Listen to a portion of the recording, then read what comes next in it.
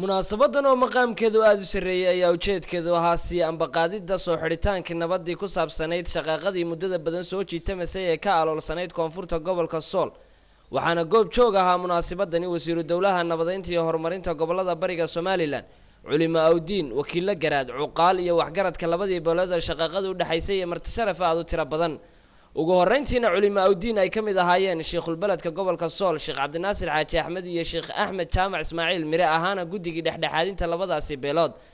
ayaa halkaasi ka soo jeediyay kelmado wacdi oo ku saabsan faa'iidada ay nabadu leedahay waxaan sidaas la eeg u mahadnaqayaa odayaasha labada beelood culimada labada beelood waxgaradka nin garboodka oo aan nagala hadhin wax taageero ah tilmaamid ah hadee beelme toosin ah warbixin ah wax qabad ah wixii aan uga baahano ilaahay baa mahad iskale oo hawshan inoo habeeyay oo inoo hawl yareeyay waxaynu qabanay waxaana ogaataan hawshani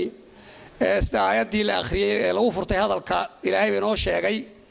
oo waxyaabaha jannada lagu helo ummaddu markay wax dhex maraan oo colaadi dhex marto waxa rabaa muslimiintu inay u kacaan oo qofkii sulxi kaga shaqeeya isu keenid iyo heshiisiin qofka ka shaqeeya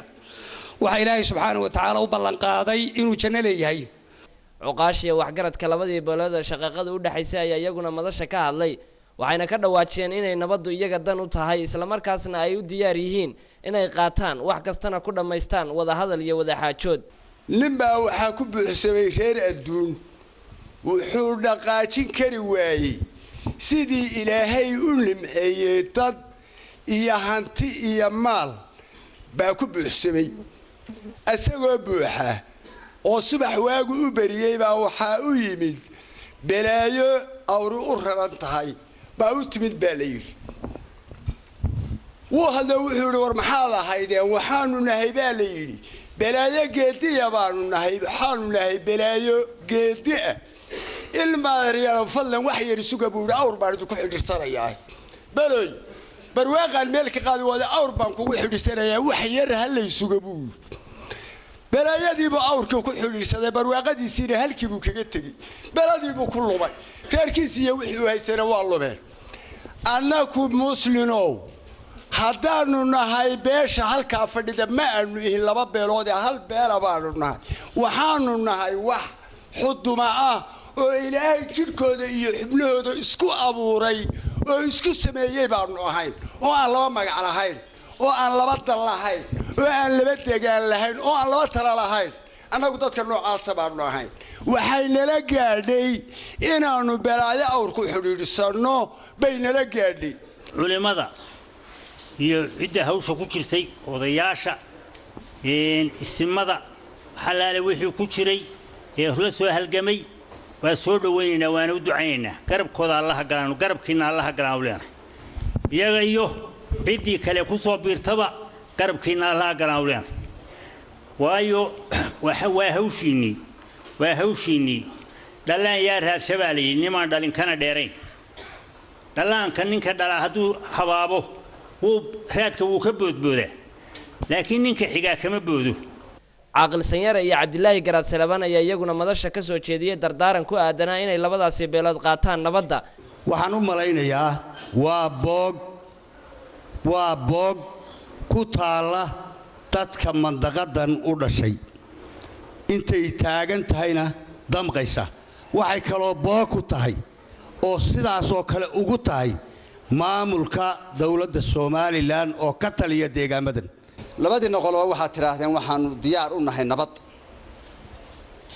haddii badan dadku way oran jireen waxaanu nabad u nahay nabadaan diyaar u nahado isnaad way meel kale ka dhicto ilaahay hayna ka hayo waxaan ku talinaynaa sida aad u ballan qaadeen waad leedihiin nabad baanu diyaar u nahay dhab ha noqoto gabagabadina waxa kulankaasi soo afmeeray wasiiru dawlaha nabadeynta iyo horumarinta gobolada bariga Soomaaliland Cabdirashiid Xuseen Carab Gargaar hawsha mucdeeda meesha taalayl isugu dhimo waynu garanaynaa halka ay maraysay gudida dhexdhexaadka iyo culimadii ka hadlaysay sheekhdii baa xusay maanta waxaynu wada fadhinaa odayaasha labada beelood iyo waxgaradkii gudidii lahayd dhaqanka iyo culimada iyo aqoonyahanka isugu jirtay gobolka ee dhexdhexaadinaysa hawsha u qumtay isu taagtay dawladda oo aniga iyo maamulkii gobolka baanu ka joogno madaxda ciidanka qaranka oo hawsha ugu badan horena u lahaa haddana laga sugayo goobjooga waxgaradka kale ee garaadka ugu horeeyay iyo cuqaasha reer sool ee iyaguna doonaya inay markhaatiga ka noqdaan odayaasha labada beelood waxba ugu noqon maayo muddo dheeraan haddan ahayn baan hawsa ku soo jiray ilaa maalintii jimcaha ay bilaabatay maalin jimcaha bay bilaabatay hadda muddo laga joogay waxaa lumaya sanad ku dhowaa wixii aanu la soo marnay iyo wixii aanu galay hadda waxba ugu noqon ilaa maalintaa way soo taagnay canaanteydii iyo maagayguna waa socday khayr allaha ka siiyey intii hore uga shaqaysay faraha badleed iyo inta maanta ku jirtaba maantana waxaad maqlaysaa dee kaftankii wuxuu soo gaadhay gabdhaha kala guursanina intaa waxba idinku dari maayo waxaanse ku dardaarayaa intaasoo xooga oo la geliyo ama ciidan ka soo la geliyo ama culimmada iyo waxgaradka ku dhex jiro oo quba haddaydan gacanta qaban labadiinnu wax ka hagaagayaa ma jiraan cidday dhibaysa ugu horraysaana waa idinka سمير سعيد بلا بولشة تي في لا سعنود